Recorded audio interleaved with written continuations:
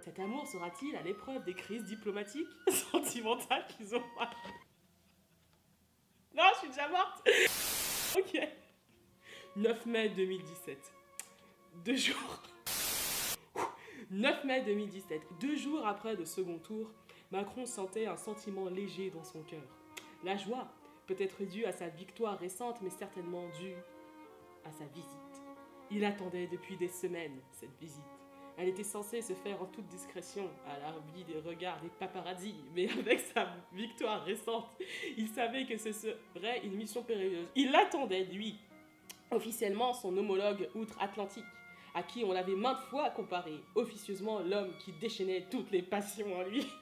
Cet homme, c'était Justin Trudeau, le premier ministre canadien. J'arriverai pas, Gaël. Il lui avait envoyé un message d'encouragement via Twitter pour sa victoire, mais Macron n'était pas dupe.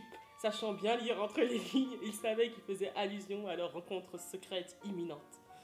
Au soir de leur rencontre, il s'était débarrassé de Brigitte et de sa garde rapprochée, prétextant qu'il avait besoin de se ressourcer seul au Touquet.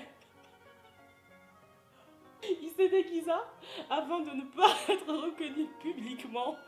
Et lorsqu'il arriva, il guettait l'avion Air Transat transportant son bien-aimé. Air Transat, putain, il s'était donné un code pour se reconnaître. Ne devons pas éveiller les soupçons. Le point, il a décidé de dire fait. Lorsqu'il arriva enfin, après plusieurs heures éprouvantes de vol, une joie inouïe naquit en lui. Ils se saluèrent et sortirent dehors afin de prendre la voiture direction le Touquet. Putain, arrivé là-bas, Macron installa les affaires de Justin, ou Justin, je ne sais pas, tandis que lui partit faire des achats pour leur dîner de ce soir, seul, à tête à tête. Mais comment il peut faire des achats, lui tout seul? C'est le président, il peut pas. T'imagines Emmanuel Macron qui va faire des achats au petit casino du Touquet? J'en peux plus.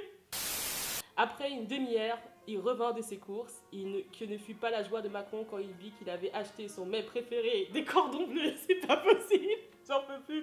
Ils se dînèrent sobrement, buvant un Saint-Émilion cuvée 1995, putain c'est vachement précis, hein, avec leur repas, et se contentant de peu de fromage et d'une tarte au chocolat pour le dessert, dont il appréciait chaque morceau car Brigitte ne lui laissait plus toucher à cette gourmandise. Ils finirent la soirée à se raconter leur vie, leurs aventures depuis leur dernière entrevue, mais aussi leur crainte de ne pas réussir à gouverner correctement du fait de l'énorme tâche qu'ils ont sur les épaules. Puis vint le moment fatidique d'aller au lit. Non, j'arrête là. J'arrête.